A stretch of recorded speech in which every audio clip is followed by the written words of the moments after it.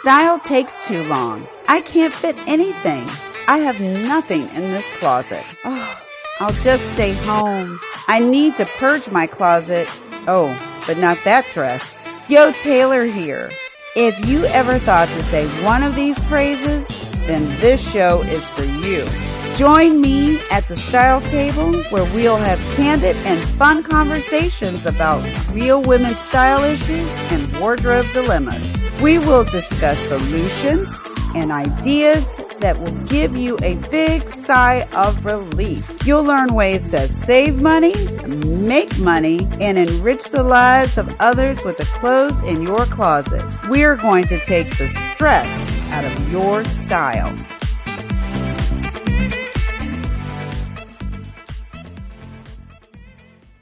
Hey everybody, it's Yo Taylor back here at the Style Table, and I'm here with the lovely Carol Muleta.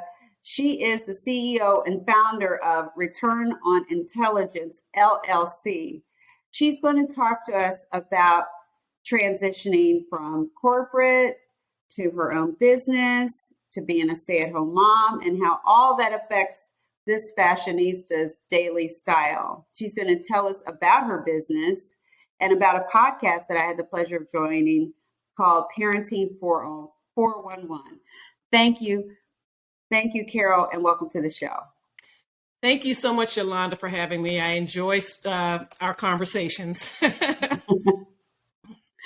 So first, tell us about your journey, your career journey. Sure. I was in corporate marketing, and back when my children were born, I have twin sons, and so they are actually about to graduate college next month. But when they were born, as I said, I worked in corporate marketing. I was managing a portfolio that brought in more than $1 billion of revenue. And I actually thought I'd surely be going back after a couple of months, after having the children. And I just was not prepared for just falling so in love with them.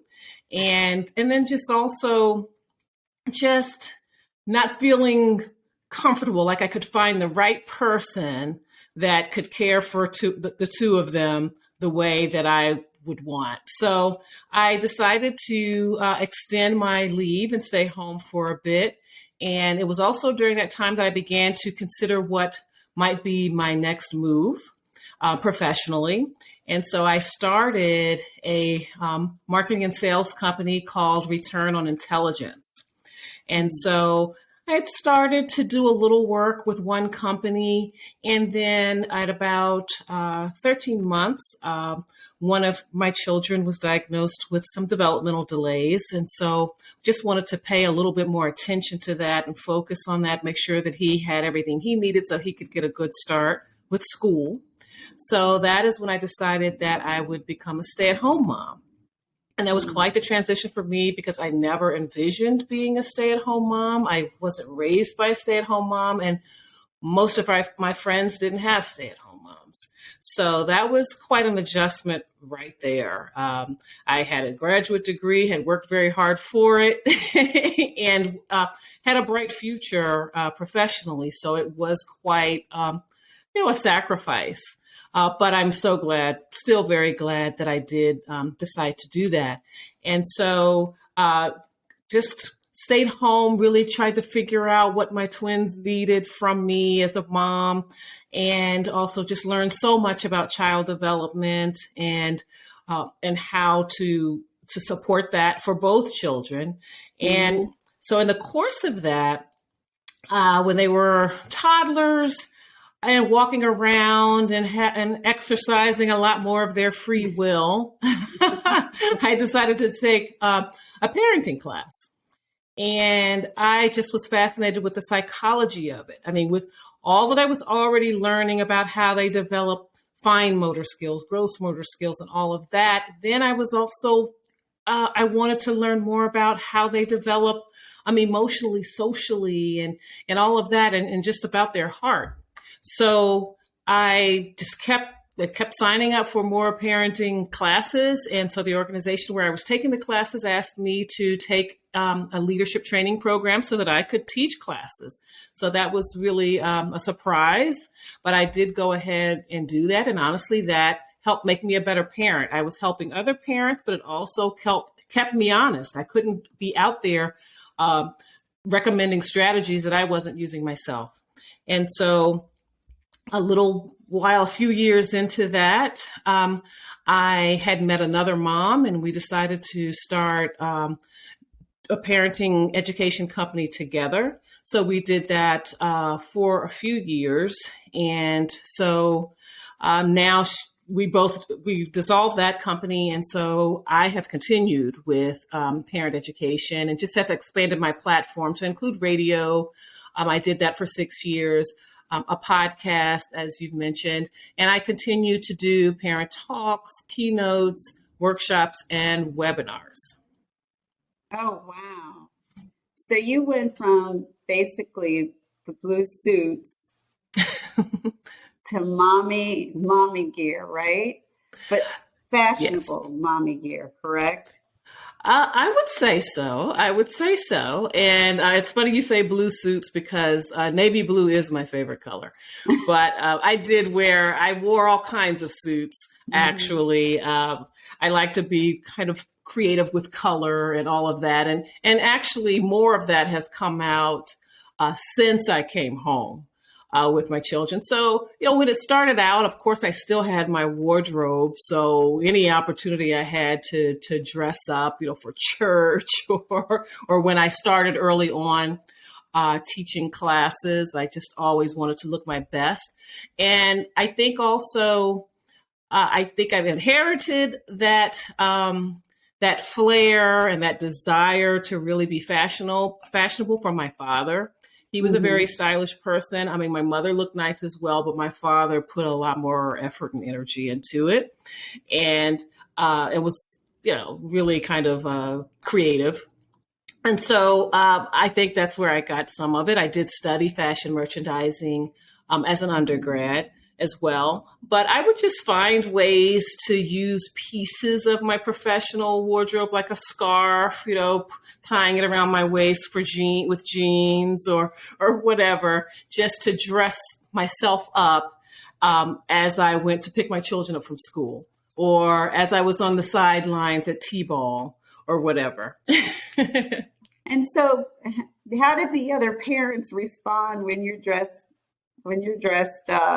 Because I used to be one of those parents on the sidelines and noticing what other parents were wearing. So I definitely would have noticed you dressed cute, sitting in that fold-out chair. Well, I got lots of compliments, definitely, and then sometimes people would think, "Oh, did you just come from work?" Excuse me. Or, oh, are you on your way to work? Like sometimes I would be teaching classes, especially with the organization that I was taking classes with. Those classes would often be in the morning. So a lot of times they would think, oh, well, you're going to work after this or whatever. And I'm like, no, I mean, this is, this is what I'm doing today. Then I'm going home and get ready for when my sons come home from school. So, and it made you feel good. When you look good, you feel good. It definitely makes me feel good. I have to say that whenever where I'm thinking about going someplace, I always ask people, are we casual? What's happening? What's the dress code? And because I would rather be overdressed any day than underdressed. I don't care if I just show up dressed up and everybody else is casual. I feel a little more comfortable. And particularly when, professionally, I just always felt like it just gave me a certain air of professionalism and competence. And, certainly with women in the workplace, a woman of color in the workplace, I just always wanted to present the right image. That was very important to me. Yes, because women, when we're in the office, we were all, people always expect us to work harder at that than men. I mean, they can just show up in khakis or whatever. they're not scrutinized the way we are. Right. And, the funny thing is I don't scrutinize other women, but Right. it's just the way I feel about myself. I mean, there's just a certain way that I want to present myself, but I don't look down on other women that may not be as dressed up or whatever. They're just doing what's comfortable for them, I guess. Exactly. And people, you never know what people's lives are like. My clients hate to shop. And if you hate to shop, you're just wearing what's in that closet because you don't have time to think about it and you don't want to think about it. Mm-hmm, mm-hmm, mm-hmm. So I totally get that. So now you're doing podcasts and radio. Do you do public speaking? Yes, I do. Yes, I enjoy that. So now, are you doing public speaking with other parents or schools, or are you still doing public speaking with your main business? Well, it's a mix. It's all through my business, but I've spoken to employee resource groups at major corporations, most recently through virtual channels. I have also done a lot of speaking at conferences with business people because I talk a lot about how to create work-life harmony for women entrepreneurs and career women as well, and offer parenting tips along those lines. And I also speak at parenting conferences virtually. And actually this Saturday, I'm so pleased. I have an in-person speaking engagement. So I'm really looking forward to that. And I will be speaking to a group of 75 moms. They're having brunch and they're basically sort of celebrating getting out. Like, I think this is the first event for a lot of them since the pandemic. And so they just want to connect with each other and just celebrate having weathered the storm so far. So that really is going to be what my message is all about. And getting out there and just feeling like all those boxes that you had delivered during COVID, now you get to wear some of those things and you get to get out and be a part of society. That's the way I feel. I was like, oh my gosh, this is so great to get dressed up and go out. You took it for granted. Now you can. So you want to show up and look and feel your best because you're so excited. Absolutely. I'm definitely looking forward to it for that reason. I'm going to figure out what I'm going to wear and all of that. So I'm definitely looking forward to it. So now when you do these different types of presentations, you're in front of corporate and then you're in front of moms and dads. When you're making that decision, particularly when you're addressing families, and how do you dress? What are some of the things that go through your mind when you're choosing between these two audiences? Mm-hmm. So I definitely take into account what kind of event it is. So like, for example, I think that this weekend, I think I'll see a lot of moms in, pretty dresses, probably some vibrant colors. It's springtime. I doubt if I'm going to see a lot of moms in jeans, things like that. So I'll definitely be considering that. Like, for example, when I was, let's see, I've done workshops and participated in programs with parents along the full economic spectrum. Mm. So when I have maybe done a series of workshops with families that are, struggling a little bit more financially, have some really big life challenges going on, well, I'm going to be neat and professional, but I'm not going to have on a lot of flashy jewelry or things like that. It'll be something simple. I mean, I'm going to look nice, because they deserve a professional presenter. Right. Yeah. But I would moderate that a little bit in terms of that. And, particularly if they're a little more casual, then I'm not going to might not be in a suit, a pantsuit with pearls and all of that other stuff. I'm going to be professional. I'm going to have slacks, a nice blouse or sweater or something like that. And that would be how I would dress or style myself. And then for, corporate settings, I probably would be more inclined, even if it's not a suit, but it's a career, professional dress or something like that. And I'm going to maybe wear some more upscale jewelry, things like that. So I do, I'm always going to be, it's always going to be put together. Yes. Always going to be put together and well thought out. But that is a big difference because I had to think about it. I have had situations where the parents, or even if it wasn't about the economics, the socioeconomics, it was just their style, and they were more inclined to be in jeans and, oversized shirts, jean shirts or whatever. Mm-hmm.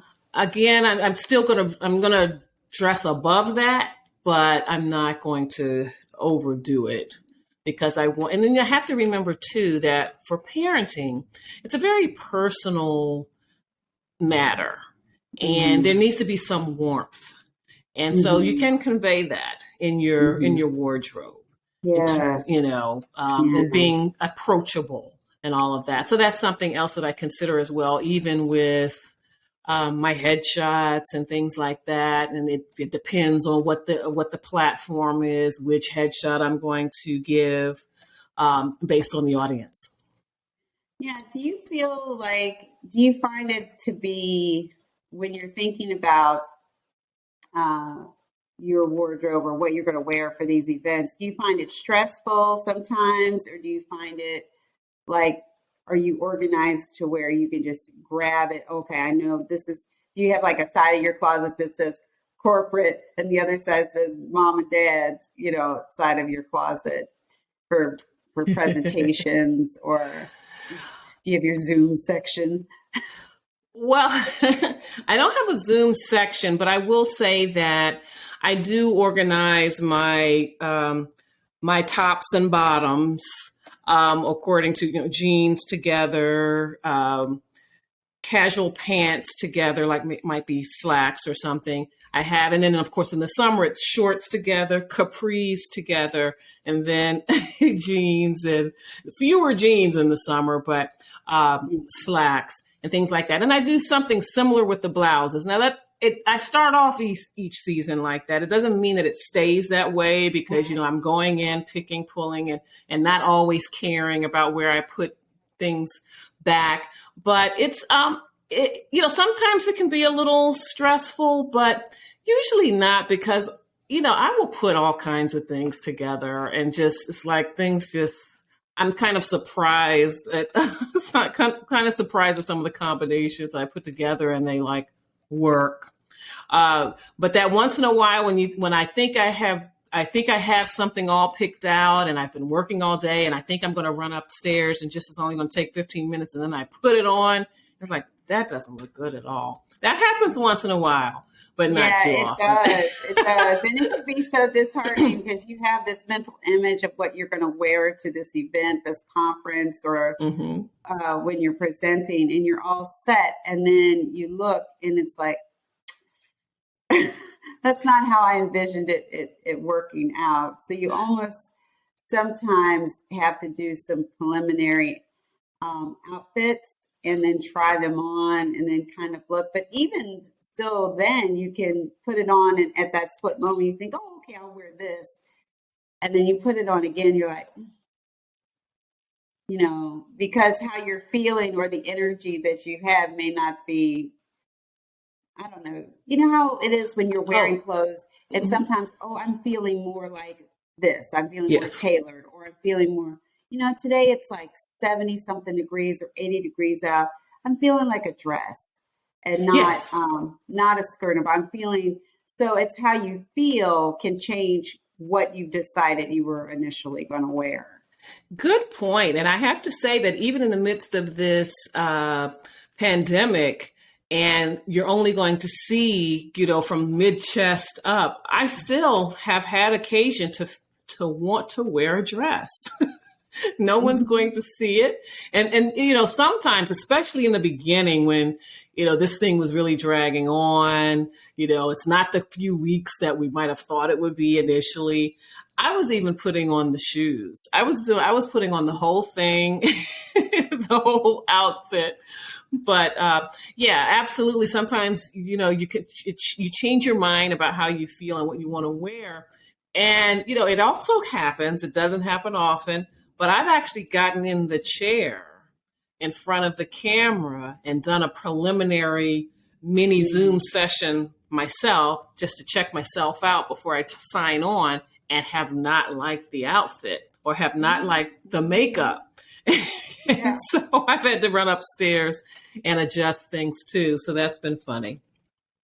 Now, since you do a lot on Zoom as well, do you keep things down by your office space? Do you keep like clothes for the quick change if you're doing multiple guests, or do you just wear the same thing? Like for each guest, like if you have multiple, like if you're being interviewed that day, because this happens a lot, you can be interviewed the same day that you're doing interviews. Mm-hmm. So do you find it easy to keep things close by? Like, okay, I'll wear this. I'll have a couple things so you can easily take on and take off for your Zooms, or? I don't leave it right. I don't leave it right here near my setup, but I will have it ready if I know that I have two things. And depending on the audiences, if they're going to be very different platforms where the session is going to be seen, I might wear the same thing, or I might. Occasionally, I have done that too. Yeah, I find it to be easy. It's all about, when you're on Zoom, it's about easy. The main thing is looking neat and polished and doing it not from your bed. Oh, never that. Sometimes when you're tired, you're just like, today, oh my gosh, what an awful, nasty day in the DMV area. My goodness. And it's April. And yes. I actually had a mindset of wearing something springy, and I looked at the weather. I'm like, it's snowing, I think.